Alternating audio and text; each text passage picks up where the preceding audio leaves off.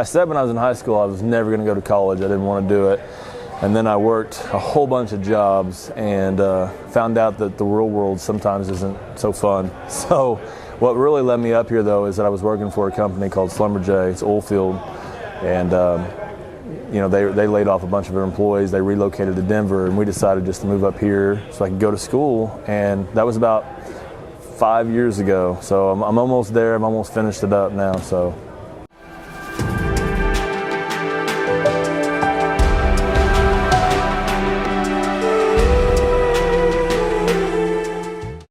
Originally, I had moved up here and I went to school at ORU and I was studying theology of all things. It's one of the things I wanted to study, and I spent about a year at ORU, and things led to another, and I realized I kind of wanted to get into education, and so I changed my major, changed schools, and I went and talked to the athletic director at Jinx and told him I was interested, and one thing led to the next, and I was hired at the freshman squad. So that was fun.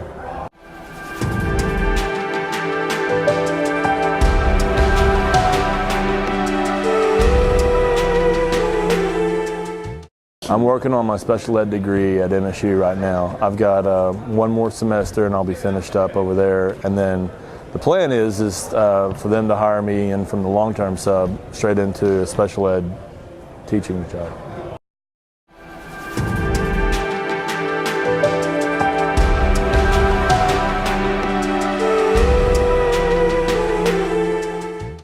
Honestly, I started working as a paraprofessional at Jinx and working with some of the kids that are over there, and they're awesome. Really, it kind of inspired me to want to work with them. I mean, they're fun to work with, and that's about it.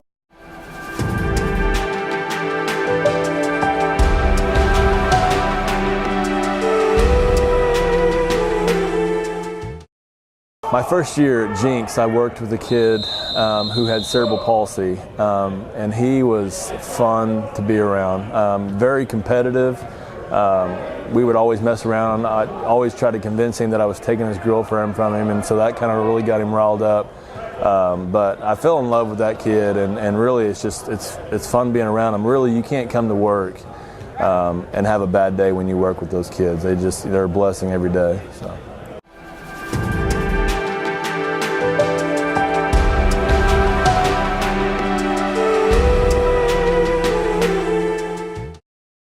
As a matter of fact, I can't remember what week it was, but we were in film with some of the guys, and I kind of shared that story with them a little bit about this kid that I worked with my first year at Jinx, and how, he has to overcome all the obstacles that he has to overcome every day, with his muscles contracting every day, and everything he does, eating and drinking and going to the simple things that we take for granted, he has to battle through those.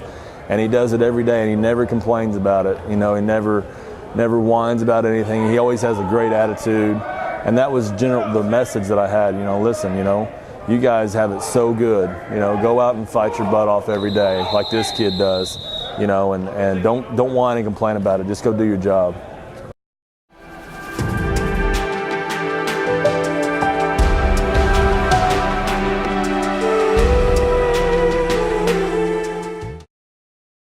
Looking back now, going through college now, and seeing the struggles I have to go through with school working and trying to provide for your family and going to school, it makes it tougher. But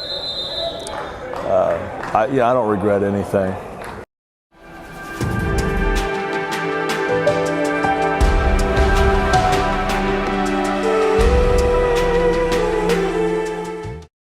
I got the best family in the world. I've been married for 14 years. Matter of fact, I got married a month after high school sweetheart situation. But we've had 3 kids. I've got a 12-year-old boy, an 8-year-old daughter, and a 5-year-old boy. So that always brings a smile to my face when I think about them.